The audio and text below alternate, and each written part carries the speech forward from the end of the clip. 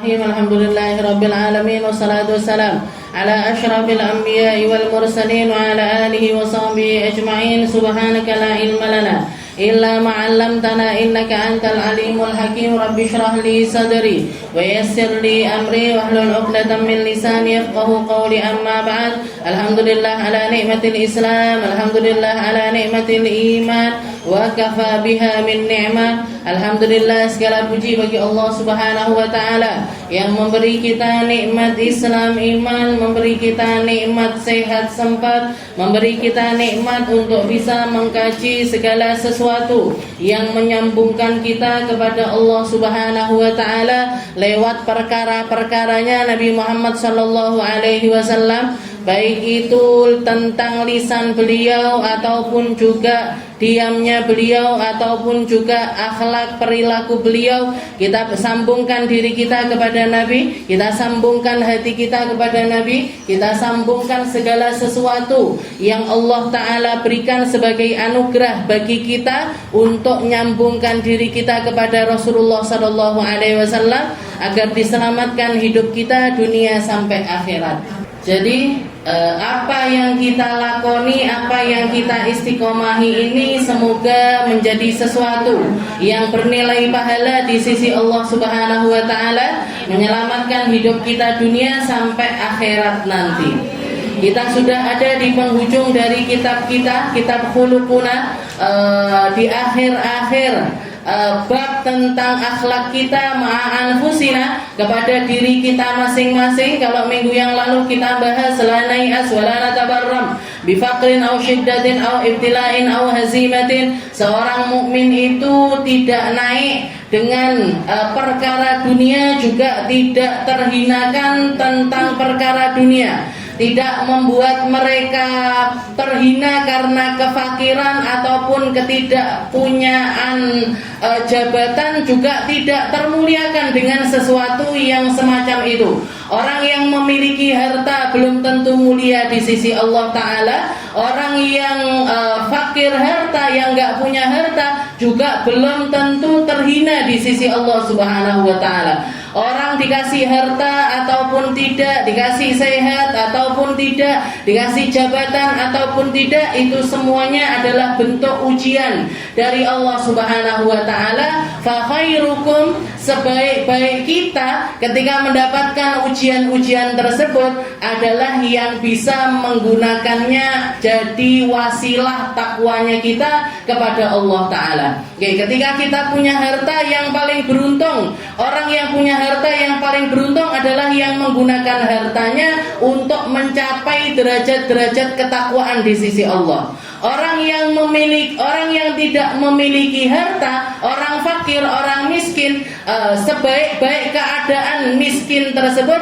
adalah ketika miskinnya dia menjadikan dirinya tetap terhormat di sisi Allah Ta'ala. Orang kaya bisa bersyukur dengan hartanya, orang miskin bisa bersabar dengan ketidakpunyaannya. Jadi dua-duanya adalah wasilahnya kita menuju Allah. Ketika orang dipuji, dianggap penting, dianggap memiliki sesuatu, keadaan hatinya orang muslim yang seharusnya akhlaknya dia kepada dirinya sendiri, caranya dia menahan dirinya sendiri adalah dengan tidak terpengaruh dengan itu semuanya. Gak terpengaruh dengan keadaan dunia, juga tidak dihempaskan oleh perkara-perkara dunia. Dunia ini cuman ombaknya. Jadi ombak itu kadang tinggi, kadang surut, kadang besar, kadang kecil. Kita cuman ngelakoni berbagai macam lakon kehidupan tersebut. Yang terpenting di dalam diri kita, jangan sampai ombang-ambingnya ombak dunia ini menjadikan kita terhina di sisi Allah Subhanahu wa Ta'ala. Kita jadikan kita punya lisan tetap bisa berzikir. Kita jadikan mata kita, telinga kita, tangan kita, kaki kita gunakan semuanya untuk bisa mengekspresikan rasa di dalam setiap keadaan kita untuk menjadi hamba-hamba Allah Ta'ala yang terbaik. Dan setelah itu dikatakan yang ke-10, 'alallahi wahdahu i'timaduna wa ilaihi istinaduna.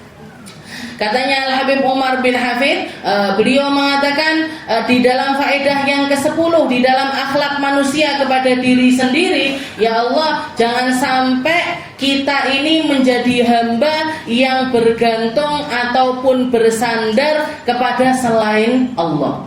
Alallahi wahdahu, hanya kepada Allah yang Maha Esa, i'timaduna wa ilaihi istinaduna, tempat kita bergantung, tempat kita bersandar. Gampangnya apa? Gampangnya kalau kita ngomong, jangan pernah berharap kepada siapapun, bahkan kepada apapun.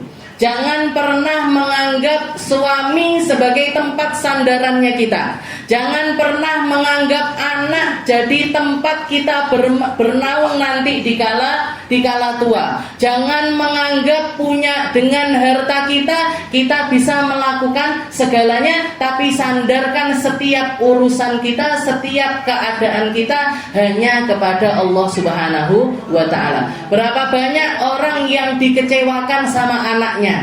Berapa banyak orang yang dikecewakan oleh pasangannya? Berapa banyak orang yang dikecewakan dengan hartanya, dengan kedudukannya, ketika mereka tidak memiliki Allah Ta'ala, tumbang, Bu. Kalau mereka nggak nyandar sama Allah Ta'ala, kalau pegangan terkuatnya bukan kepada Allah Ta'ala, mereka akan rentan jatuh, terpuruk, terhina, nggak mampu bangkit kembali. Tapi ketika kita tahu persis ini semuanya, semua yang Allah Ta'ala datangkan, hadirkan di dalam kehidupan saya hanyalah wasilah-wasilah saya menuju Allah Ta'ala. Kalaupun saya dapat pertolongan, itu adalah pertolongannya Allah Ta'ala lewat mereka. Kalaupun saya dikasih anak-anak berbakti, itu hanya cara Allah Ta'ala untuk menyampaikan kenikmatan-kenikmatan kepada saya. Kalaupun saya dikasih harta oleh Allah Ta'ala, harta ini hanyalah sebuah amanah yang diberikan di dalam tangan saya untuk saya pakai melakukan kebaikan-kebaikan. Jadi jangan nyandar sama siapa-siapa. Piye kok gak duwe anak? Ini biasanya omongannya orang-orang kepada pasangan-pasangan yang nikah. Setahun, 2 tahun, 3 tahun. Piye toh kok gak duwe anak? Nanti kamu kalau tua yang ngurusi siapa? Jenengan jawab, Gusti Allah yang ngurusi. Gusti Allah yang ngurusi saya. Kamu ini gimana kerja yang benar nanti biar pas pensiun enak wisan, duwe tabungan, bisa begini, bisa begitu. Istilahnya rezeki kalau Allah Ta'ala nggak takdir untuk nyampe ke kita, nggak akan nyampe, Bu. Rezeki kalau Allah Ta'ala nggak pengen kita pegang, nggak akan bisa kita pegangi. Jadi ini harus jadi komitmennya orang muslim. Alallahi wahdahu i'timaduna wa ilaihi istinaduna. Hanya kepada Allah Ta'ala kita bersandar, hanya kepada Allah Ta'ala kita bergantung. Kenapa? Karena gantungan-gantungan yang lain ini seringkali cuma gantungin aja, nggak ngewangi tenanan. Nggak sesuai dengan harapan kita, nggak sesuai dengan prediksi kita. Saya kasih contoh, Bu. Saya punya abah itu cuma 2 saudara. Jadi abah saya sama adiknya. Itu pun dikatakan nenek saya. Nenek saya itu nikah sekitar umur 17 tahun, umur 18 tahun. Baru punya anak di usia 36 tahun. Jadi nunggu punya putra ini, nunggu punya abah saya, lahir abah saya, itu perjuangannya 17 tahun baru dikasih anak. Dan setelah punya abah saya, setelah itu keguguran, habis itu punya anak kecil perempuan umur 2 tahun meninggal, habis itu keguguran lagi, baru punya paman saya. Jadi cuma 2 til. Cuma 2 aja saudara abah saya. Makanya abah saya bilang, kalau ngomong sama adiknya, kamu itu saudara saya dunia akhirat. Mek pancen yo siji tok banyak dulure. Sedangkan umi saya, saudaranya 10, Bu. Saudaranya 10 yang 1 meninggal. Jadi tinggal 9 orang. Jadi istilahnya sedangkan nenek saya yang dari umi itu begitu nikah langsung punya anak. Langsung punya anak. Dan recel istilahnya, anaknya banyak. Dikatakan ketika usia senja, ketika beliau berdua ini menua, saya ngelihat keadaan akhir-akhirnya. Nenek saya ini, meskipun punya anaknya lama dan cuma punya anak 2, tapi nggak pernah beliau itu di rumah itu tinggal sendirian, nggak pernah. Tinggal sendirian, ya udah dari muda sama abah saya sampai beliau meninggal dunia sama abah saya. Nanti kalau kalau sumpek sedikit ke rumah paman saya, itu pun nggak pernah nginep, paling setengah hari sehari gitu toh. Terus pulang. Jadi sampai akhir usianya itu nggak pernah di rumah, nggak ada orang, itu nggak pernah. Jadi selalu ada anaknya, selalu ada cucunya, selalu ada mantunya yang menemani beliau sampai meninggal dunia. Sedangkan nenek saya yang dari Umi, anaknya 9, jenengan bayangkan. Anaknya 9, itu kalau orang ngomongnya garek milih arepe urip karo anake sing endi. Ngomongnya gitu, orang-orang ngomong yang ini, mau yang ini, dan semuanya, hampir semuanya tinggalnya di Tulungagung. Patian, nanti Kenayan sini, nanti Kampung Dalem, rumahnya itu deket-deket semuanya. Tapi saya ngelihat beberapa tahun sebelum beliau wafat, itu seringkali beliau di rumah sendirian, nggak ada yang kancani blas. Jadi istilahnya harapan-harapan semacam itu, harapan-harapan semacam itu, kalau nggak dikuatkan dengan harapan tertinggi hanya kepada Allah Ta'ala, itu sakitnya luar biasa. Alhamdulillah nenek saya ini orang ahli sholat, orang ahli puasa, orang ahli ngaji. Jadi meskipun di rumah sendirian, itu kegiatan-kegiatannya beliau itu semuanya positif. Semuanya itu beliau isi mulai pagi sampai zuhur itu Al-Quran itu nggak pernah ketutup. Al-Quran nggak pernah. Jadi di meja makan itu Al-Quran buka terus. Seringkali kalau kita datang ke sana, yo kancanin temenin Nini, ngapain nih? Khataman Al-Quran. Berapa hari ini hatamnya? 3 hari ini. 3 hari hatam, nanti 4 hari. Kalau pas agak seminggu baru hatam. Kalau pas repot kemana-mana gitu. Tapi hidupnya itu dihabiskan ngaji. Dan sebelum ngaji itu di sebelahnya itu ada kertasnya, Bu. Semua nama anaknya, mantunya, cucunya itu ditulis. Jadi setiap kali sebelum ngaji diwaca Al-Fatihah, buat anakku, cucuku semuanya dibacain Fatihah, baru beliau ngaji. Jadi istilahnya kalau orang makanya nenek saya yang dari Abi ini orang-orang bilangnya Maijum, namanya Ijum. Maijum itu betok keri. Meskipun di awal-awal kehidupannya beliau itu nggak punya anak lama. Bahkan abah saya itu bilang abah saya itu lahir sampai gede dicubit aja nggak pernah, Bu. Kata nenek saya, lah piye arepe tak cetot mau dicubit, misalkan nakal gitu mau dicubit. Aku lo ngentenine 17 tahun. Masa cuman mau dicubit. Jadi istilahnya walaupun beliau harus bersabar luar biasa selama puluhan tahun istilahnya hidup dalam keadaan miskin, hidup dalam keadaan nggak punya, Bu. Nah, kakek saya itu orang Banjarmasin asli. 26 tahun nggak bisa pulang ke Banjar. Kenapa? Nggak punya duit. Nggak punya duit. Jadi 26 tahun nggak bisa balik ke Banjar. Jadi kata orang-orang nenek saya itu betok keri. Jadi setelah semua hal yang terjadi, walaupun cuma punya anak 2, ternyata malah justru beliau yang ditunggoni sama anak-anaknya, sama cucu-cucunya sampai akhir hayatnya. Nenek saya yang satunya, ya senang tetap istilahnya kalau tetangganya banyak. Kampung Dalem, jangan kalau tahu Kampung Banjar itu kan kekeluargaannya juga bagus, tapi sendirian. Di rumah itu sendirian. Kadang-kadang mau minta beliin obat apa gitu, sungkan. Orang tua kan ngatakan, sungkan mau nelpon anaknya duduk di terasan rumah nyari orang lewat. Nanti kelihatan ada orang lewat, aku jaluk tulung tuh kok obat iki gitu. Jadi yo mesak neng gian, kesian, tapi Tapi seperti itulah, realitanya kehidupan itu seperti itu. Yang punya harta belum tentu memuliakan orang tuanya. Yang punya kedudukan belum tentu bisa berakhlak sama orang tuanya. Ini realitanya anak-anak semacam itu.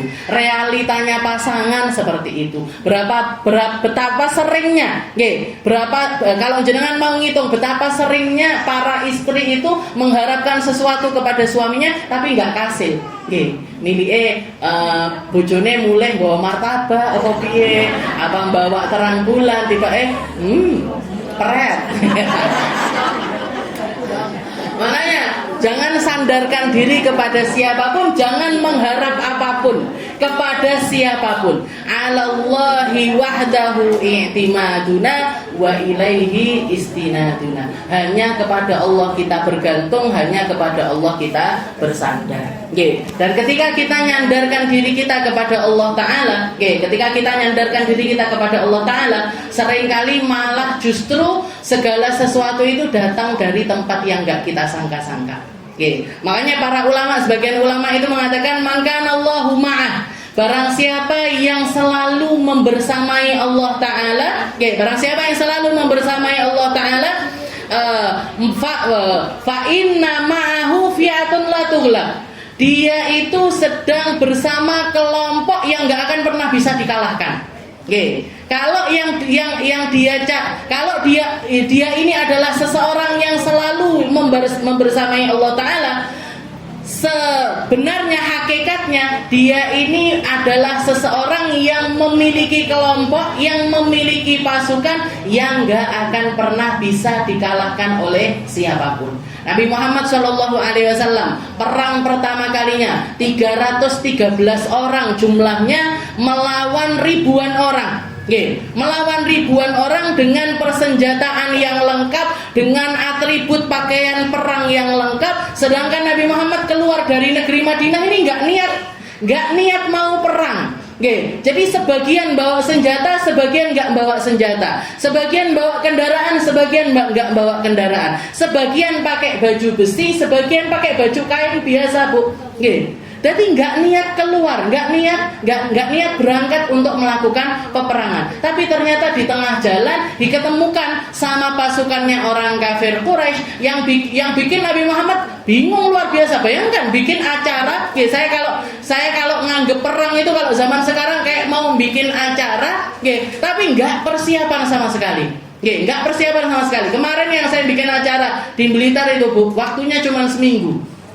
Itu ngeluh neneng ngendas sudah karu-karuan. Saya bayangin Nabi Muhammad sama 313 orang itu.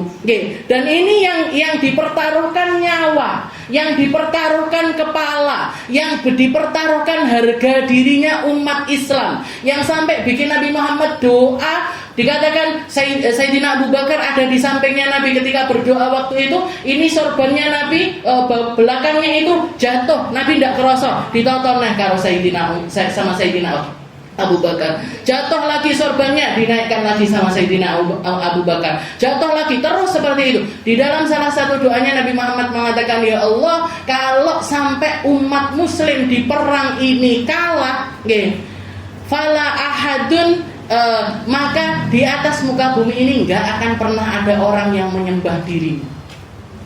Entek wong Islam. Kalau sudah kita ini di perang ini nanti kalah, habis harga dirinya umat Islam, nggak akan ada orang bisa kenal sama agama Islam. Dan ini 313 orang ini manusia terbaik, orang-orang Islam terbaik. Lek kalah mereka mungkin mati semuanya, sudah enak. Entek riwayatnya umat Islam itu nanti bakalan habis. Yang pada akhirnya Allah Ta'ala mengirimkan bala bantuan, ribuan malaikat diturunkan sama Allah Ta'ala. Kalau jenengan ziarah Madinah, ziarah ke Badar, Bu. Di Badar itu dari sekian banyak gunung-gunung, ada satu gunung yang kalau jenengan datengin itu gunungnya gunung berpasir. Itu gunung adalah tempat turunnya para malaikat. Jabal Malak namanya. Jabal Malak, gunung tempat turunnya para malaikat, karena dikatakan begitu malaikat turun di situ, istilahnya jatuh di situ, diturunkan sama Allah Ta'ala di tempat tersebut, itu gunung batu langsung meleleh berubah jadi pasir. Lain-lain sebelah-sebelahnya semuanya masih gunung batu, tapi cuma satu gunung itu aja yang berubah jadi pasir. Itu pasukan yang dikirimkan sama Allah Ta'ala untuk ngewangi perangnya Nabi Muhammad Sallallahu Alaihi Wasallam. Dan dikatakan para sahabat ada yang nggak bawa pedang, mereka ngambil kayunya bisa dijadikan pedang. Mereka ngambil rantingnya bisa dipakai tombak. Mereka ngambil. Jadi mukjizat dari Allah Ta'ala pada saat perang Badar itu luar biasa nyata, luar biasa terlihat. Orang-orang kafir bahkan mengakui, orang-orang kafir mengatakan, kami tahu mana korban yang dibunuh sama manusia, mana korban yang dibunuh sama malaikat.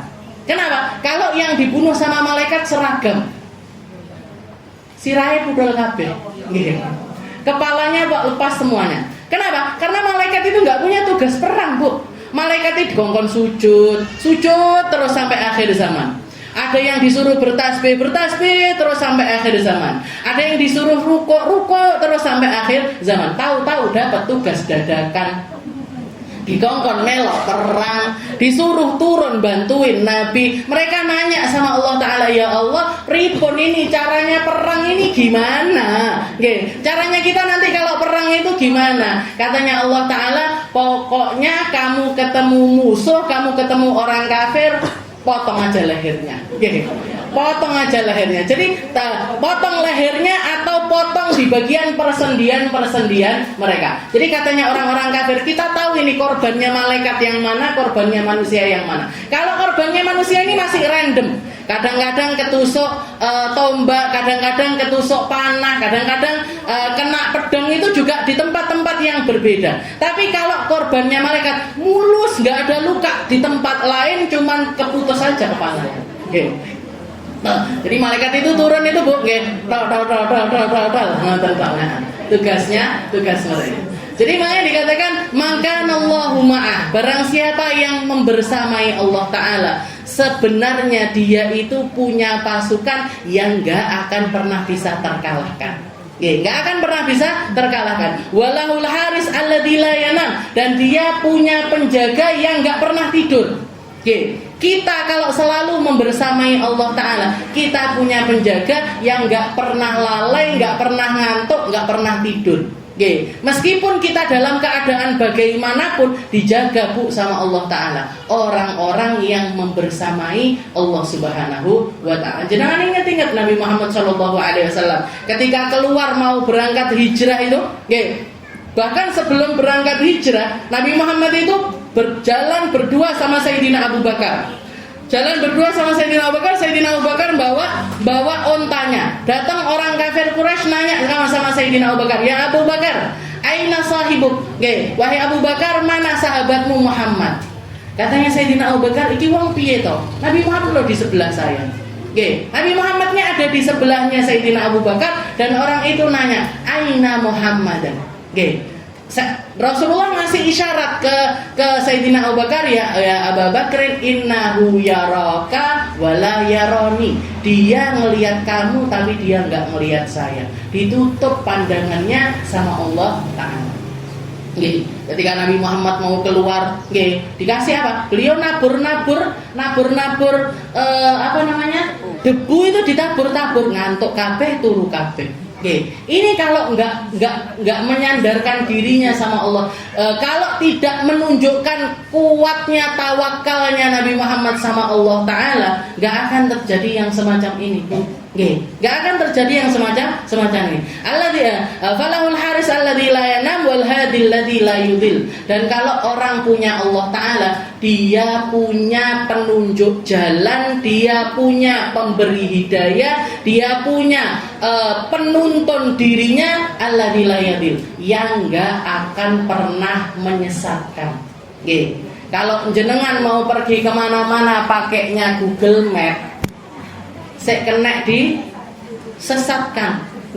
Masih bisa dienggokne ke sana, dienggokne ke sini, dan lain sebagainya. Tapi kalau yang jadi penunjuk jalannya kita Allah Ta'ala, itu nggak akan pernah tersesat.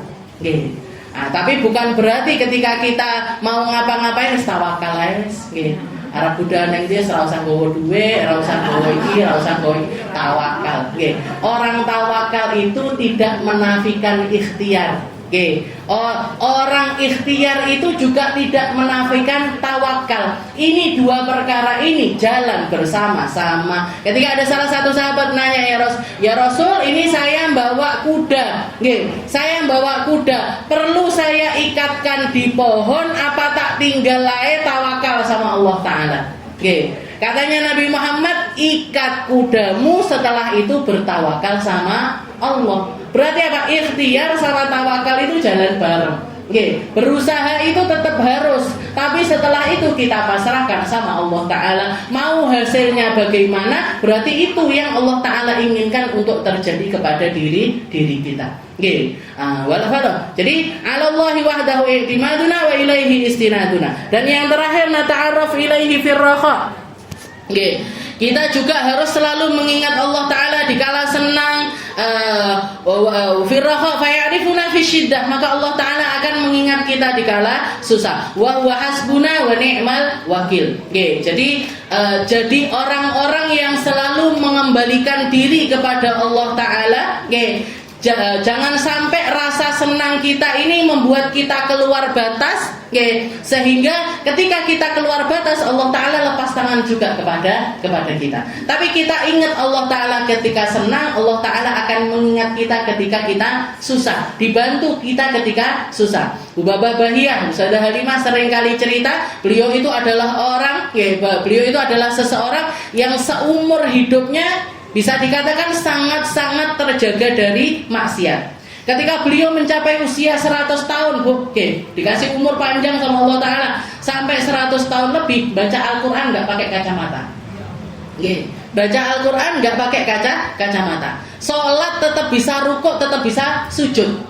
Yang zaman sekarang orang umur 40 tahun, 50 tahun sudah banyak yang duduk kursi. Ini beliau 100 tahun sudah masih tetap sholat kayak orang biasa. Ketika ditanya sama Ustazah Halimah, Ubabah, resepnya ini apa? Kok jenengan ini bisa sehat semacam itu?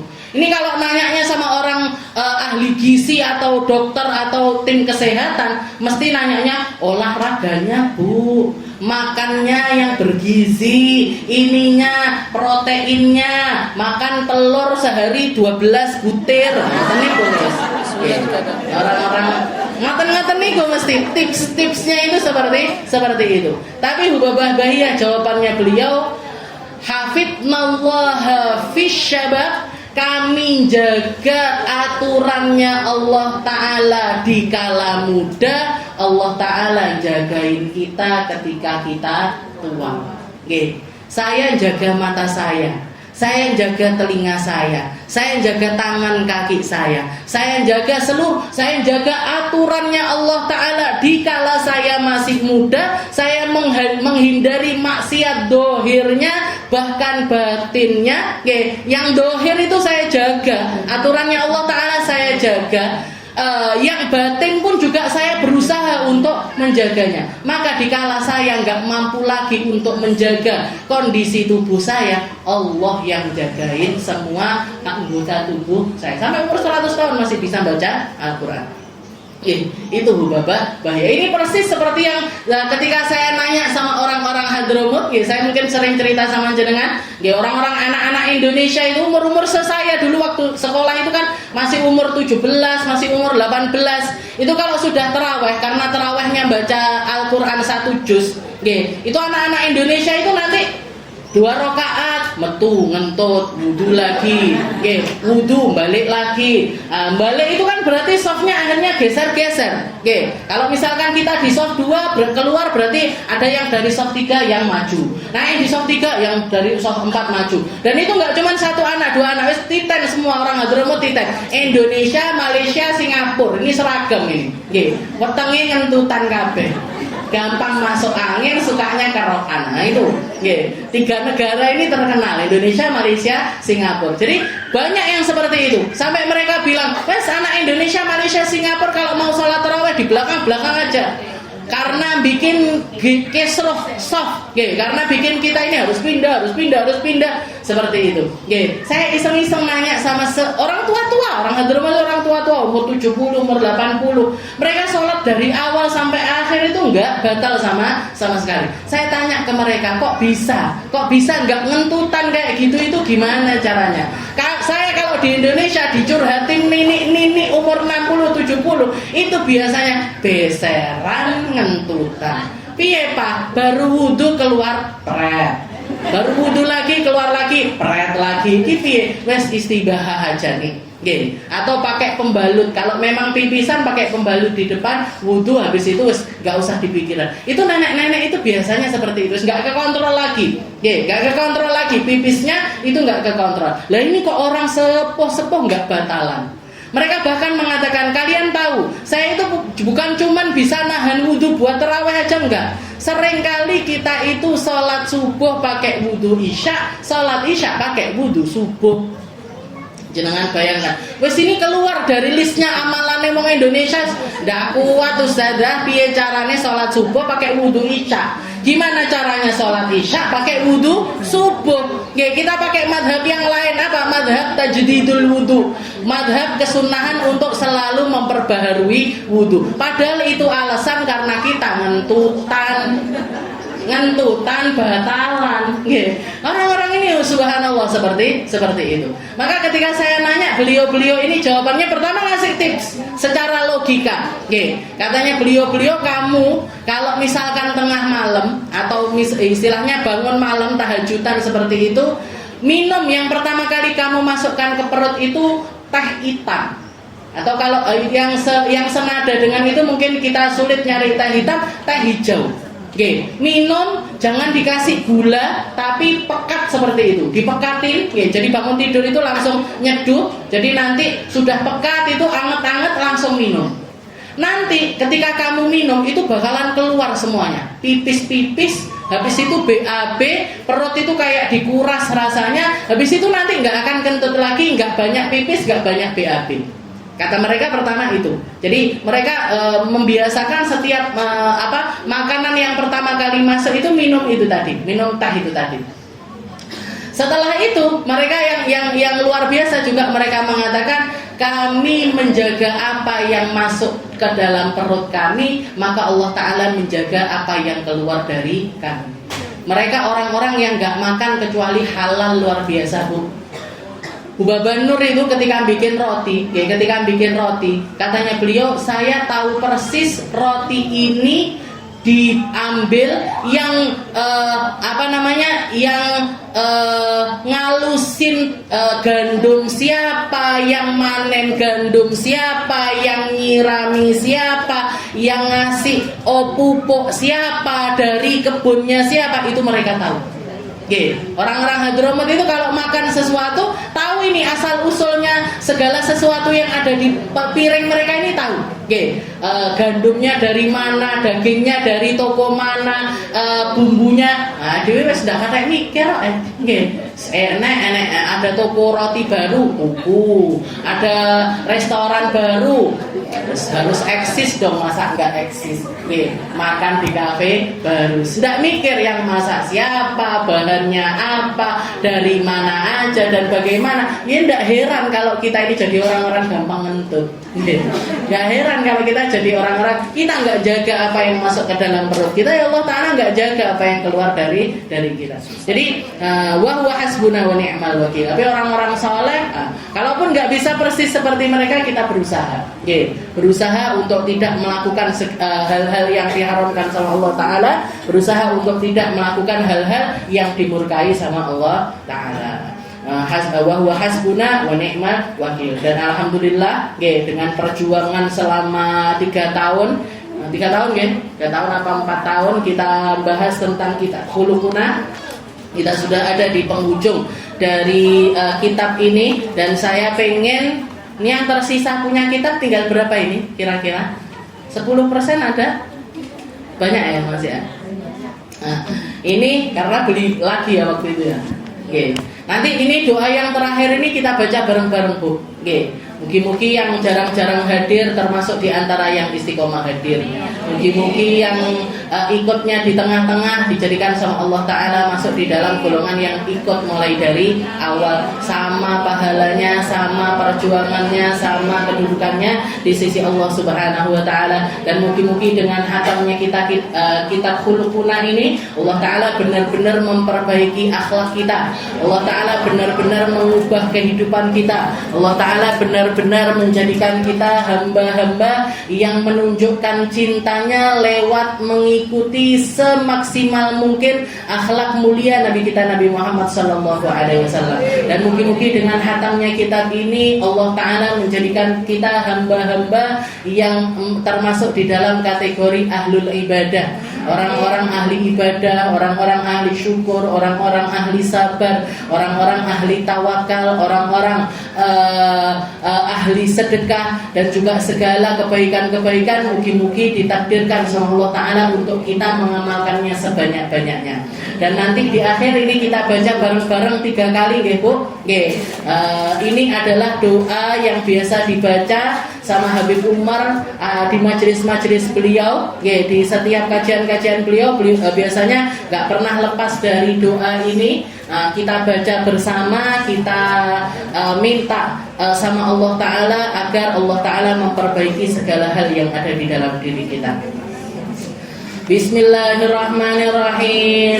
Allahumma ya man waffaqa ahlal khair lil khair wa a'anahum alaih waffiqna lil khair wa a'inna alaih. Rabbana atina fid dunya hasanah wa fil akhirati hasanah wa qina adzaban nar. Rabbana ighfir lana dhunubana wa israfana fi amrina wa thabbit aqdamana wansurna 'alal qaumil kafirin. Allahumma ya man waffaqa ahlal khair lil khair wa a'anahum 'alaih waffiqna lil khair wa a'inna 'alaih. Rabbana atina fid dunya hasanah wa fil akhirati hasanah wa qina adzaban nar. Rabbana ighfir lana dhunubana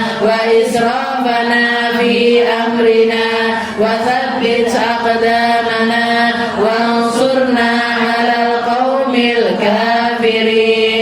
Allahumma ya man waffaqa ahlal khair lil khair wa a'anahum 'alaih waffiqna lil khair wa a'inna 'alaih. Rabbana atina fid dunya hasanah wa fil akhirati hasanah wa qina adzaban nar. Rabbana ighfir lana dhunubana wa israfana fi amrina wa thabbit aqdamana wansurna 'alal qaumil kafirin. Wa sallallahu wa sallam ala 'azimil akhlaq wa habibil khallaq wa ala alihi wa sahbihi wa tabi'ihi ajma'in bi niyatil qabul wa ila hadratir rasul